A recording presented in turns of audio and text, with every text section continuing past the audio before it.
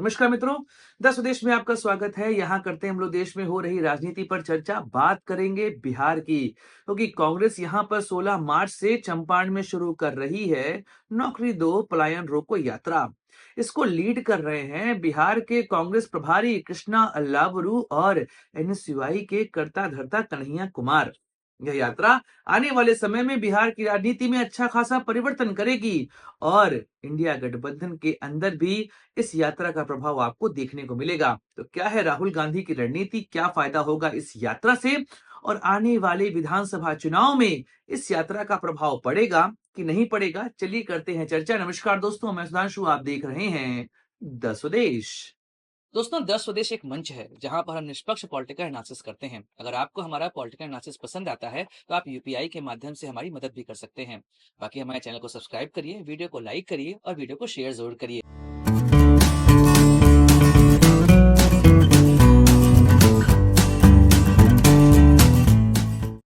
दोस्तों, राहुल गांधी पिछले कुछ सालों से भी दो यात्राओं के लिए जाने जाते हैं। पहली भारत जोड़ो यात्रा और उसके बाद एक और यात्रा शुरू हुई थी जस्ट लोकसभा के पहले, भारत जोड़ो न्याय यात्रा।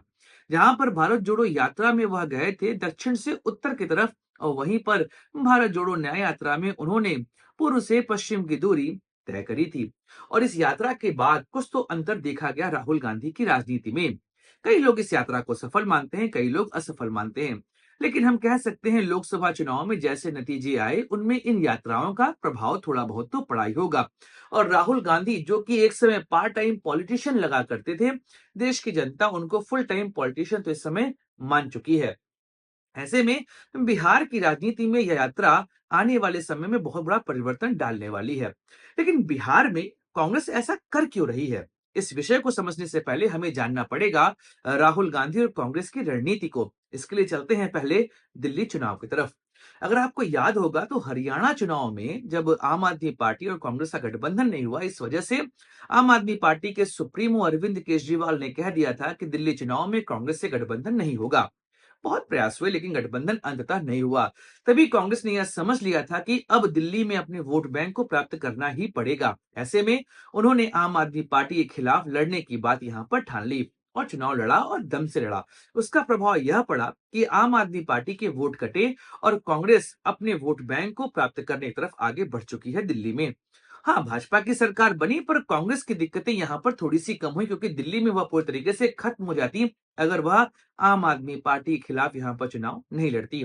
और यहीं से राहुल गांधी को स्पष्ट हुआ कि आने वाले समय में अगर कांग्रेस को बचाना है, उसको अपने पैरों पर खड़ा करना पड़ेगा, तो उसके लिए हमें अकेले चुनाव लड़ना पड़ेगा, क्योंकि देश की कई सारी पार्टियां आज के समय में कांग्रेस के वोट बैंक पर ही टिकी हुई हैं। क्या उत्तर, क्या दक्षिण, क्या पूरब, क्या पश्चिम, क्या मध्य, हर जगह पर आप देखेंगे क्षेत्रीय पार्टियों ने कांग्रेस के वोट बैंक को खा लिया है। कुछ एग्जाम्पल आपके सामने रखता हूं। दिल्ली, पंजाब और गुजरात में तो आप देख रहे हैं आम आदमी पार्टी ने कांग्रेस के वोट बैंक का निपटारा कर दिया। उत्तर प्रदेश और बिहार में बसपा, समाजवादी पार्टी, आरजेडी, इन लोगों ने कांग्रेस के वोट बैंक को खाया है। अगर हम चलें पूर्व की तरफ तो वहां पर टीएमसी ने पश्चिम बंगाल में कांग्रेस को खत्म कर दिया। दक्षिण में एआईएडीएमके और डीएमके, क्योंकि एक दौर में दक्षिण की सबसे बड़ी पार्टी कांग्रेस हुआ करती थी, पर आज कांग्रेस वहां पर डीएमके की पिछलग्गू बनकर ही रह गई है। ऐसे में राहुल गांधी को पता है कि अगर कांग्रेस को फिर से रिवाइव करना होगा तो उसके लिए उसको अपना वोट बैंक प्राप्त करना पड़ेगा।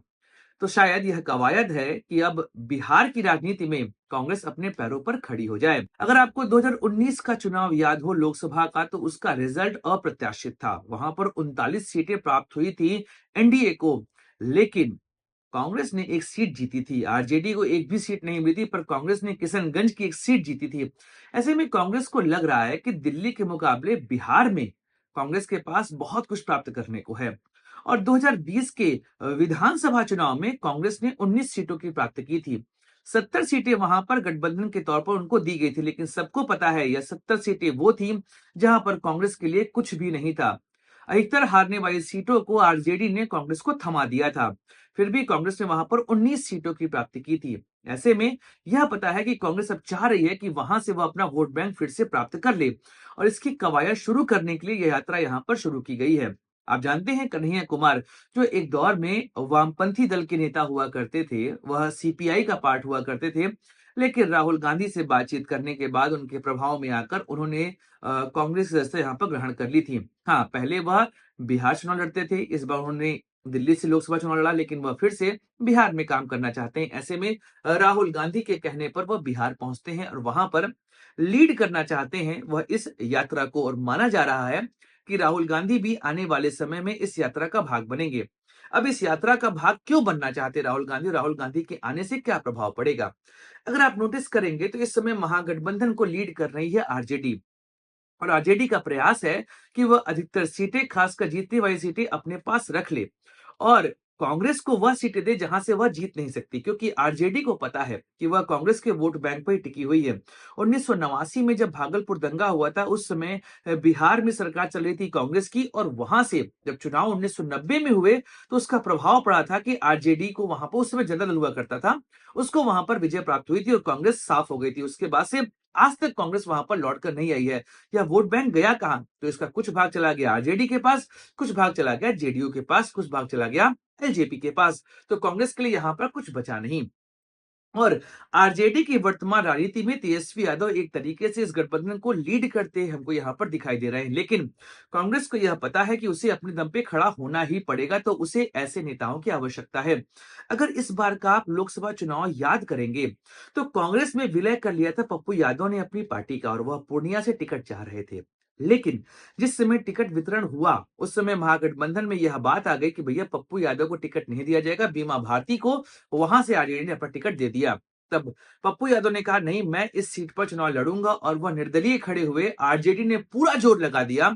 उसके बाद भी पप्पू यादव को वह यहां नहीं हरा पाए और पप्पू यादव यहां से चुनकर पहुंचे लोकसभा में। तो ऐसे में पुरानी अदावत है आरजेडी के साथ पप्पू यादव की, तो पप्पू यादव पहुंच गए हैं, कन्हैया कुमार पहुंच रहे हैं, और यह सभी कांग्रेस को लेकर काफी प्रतिबद्ध दिखाई दे रहे हैं।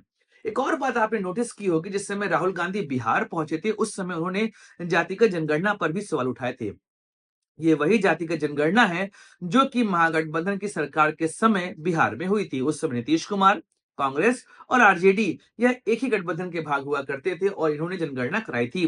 2022 में इसका रिजल्ट आया था, लेकिन उस 2023 में, सॉरी, 2023 में इसका रिजल्ट आया था, और इसका श्रेय पूरे तरीके से महागठबंधन और वर्तमान समय में आरजेडी लेते दिखाई दे रही है। लेकिन कांग्रेस की तरफ से राहुल गांधी ने कह दिया कि भैया यह पूरे तरीके से फर्जी जातिगत जनगणना हुई है, और जब तक सही जातिगत जनगणना मैं नहीं करा लूंगा बिहार में, तब तक मैं शांत नहीं बैठूंगा। तो आप समझिए, जिस एक मुद्दे पर आरजेडी यह कह रही है कि इसकी वजह हम थे, हमारी वजह से यह जनगणना हुई, हमें इसका श्रेय मिलना चाहिए, उन्हीं के पार्टनर कह रहे हैं कि यह जनगणना फर्जी है, इसका डेटा फर्जी है, हम जब सरकार में आएंगे जनगणना फिर से कराएंगे। तो राहुल गांधी पूरे तरीके से यहां पर अपने वोट बैंक को प्राप्त करना चाह रहे हैं, और कन्हैया कुमार को इस यात्रा को लीड करने का मतलब यह है कि आरजेडी के तेजस्वी यादव के समकक्ष एक युवा चेहरा कांग्रेस इस समय खड़ा करना चाह रही है, और वह चाह रही है कि इस युवा चेहरा के आधार पर वह बिहार की राजनीति में अपना खोया वोट बैंक प्राप्त कर ले। तो यह कवायद है पूरी तरीके से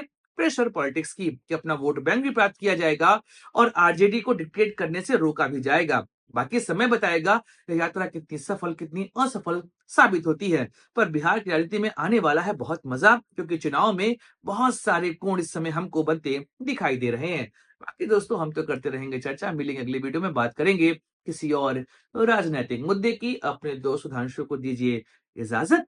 like, share, subscribe the channel. जय हिंद, वंदे मातरम, भारत माता की जय।